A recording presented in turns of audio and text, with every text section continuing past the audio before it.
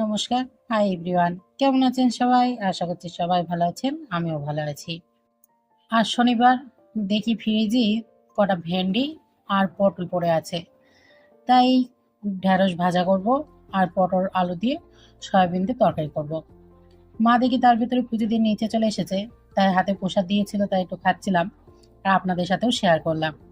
দেখুন, কয়দিন বৃষ্টি হয়ে আবার কি অবস্থা হয়েছে ছ্যাদলা পড়ে। আমার ঢেঁড়স ভাজা খেতে খুব পছন্দ করি, ভালো লাগে। আর শুনেছি নাকি যারা হেলদি তাদের ঢেঁড়স খাওয়া খুবই ভালো।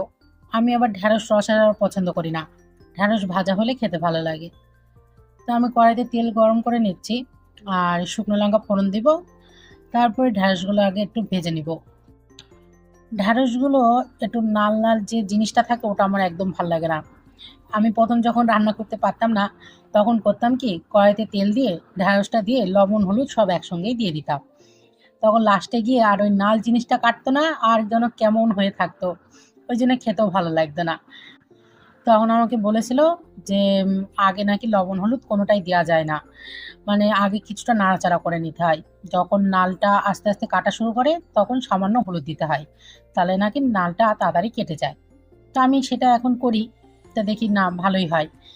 আর নামানোর আগে, মানে কিছুটা সময় আগে আমি লবণ দিই, যাতে আলুটাও সেদ্ধ হয়ে যায় আর ঢ্যাঁড়সের ভিতরে লবণটাও ঢুকে যায়। তো এইভাবেই আমি ঢ্যাঁড়সটা ভাজা করি। বাড়িতে আপনারাও ট্রাই করবেন, দেখবেন ভালো লাগবে।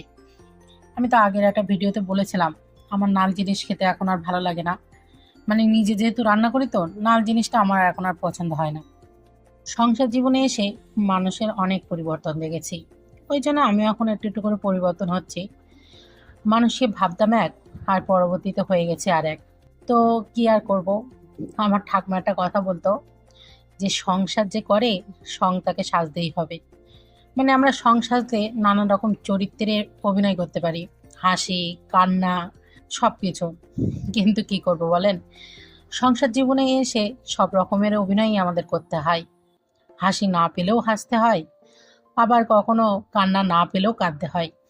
কি আর করা যাবে, এই নিয়েই তো আমাদের সংসার চালাতে হবে। অনেকে হয়তো বলতে পারে যে আমি কেন সবসময় রান্নার ভিডিও দিই, কিংবা আমি আদার্স কিছু কেন দেখাচ্ছি না। যেহেতু আমার সংসার এটাই, এখন পরিবারের কাউকে দেখাচ্ছি না, কারণ এতে কিছুটা প্রবলেম আছে। শ্বশুর শাশুড়ি আমার হলেও বাবা মা তো আর আমার না, বা আমার এখানে আরও দুজনের। তো তাদের রাইট যতক্ষণ আমি না পাবো, ততক্ষণ আমি আমার শ্বশুর শাশুড়িকে ক্যামেরায় অ্যালাউ করতে পারবো না। তো এতে অনেকের প্রবলেম হতে পারে, ওই জন্য আমি করছি না। তো এই রান্নার ভিডিও টুকটাক দেখাচ্ছি, এরপর জিমের ভিডিওটাও আপনাদের সাথে শেয়ার করব। যেহেতু আমি সকাল থেকে সন্ধে পর্যন্ত কি করি এটাই আমার রুটিন, তো ডেইলি ব্লগে যা করি তাই টুকটুক করে আপনাদের সাথে শেয়ার করি। ভালো লাগে ছোট ছোট ভিডিও করে আপনাদের সাথে শেয়ার করতে, এই জন্যেই আর কি ভিডিওগুলো করা। তো আমার ঢ্যাঁড়স ভাজা হয়ে গেছে, আমি ওটা নামিয়ে রেখে তাতে কড়াটা পরিষ্কার করে নিয়েছি। নিয়ে আমি পটল, আলু, সয়াবিন সব এক এক করে ভেজে নিয়েছি। তো এবার তরকারিটাও করব। তার ভেতরে এদিকে বৃষ্টিও হচ্ছে, ভালো লাগছে না, জিমেও যেতে হবে। এই যে বিকেলে দেখি বৃষ্টি হচ্ছে না, তাই আবার জিমের জন্য বেরিয়ে গেলাম। কিন্তু বৃষ্টি হলে কি হবে, গরম প্রচণ্ড পড়ছে। জিম থেকে বাড়ি এসে গেছি, আজকে আর ভিডিও করা হয়নি, জলদি জলদি জিমটা করে বাড়ি চলে এসেছি। যেহেতু বৃষ্টি হচ্ছে, কখন আবার বৃষ্টি ঝেঁপে আসবে তার কোনো ঠিক নেই।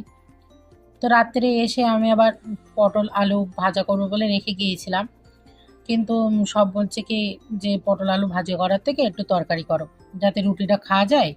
আর কিছু তরকারি থাকলে পরের দিন সকালে বাবুরও হয়ে যাবে। তাই এই যে তরকারি করছি। আর রুটিটা আপনাদের সাথে শেয়ার করতে পারিনি, কারণ আমার মোবাইলে চার্জ ছিল না। তাই জানি না ভিডিওটা কেমন হয়েছে, প্লিজ জানাবেন ভিডিওটা কেমন হয়েছে।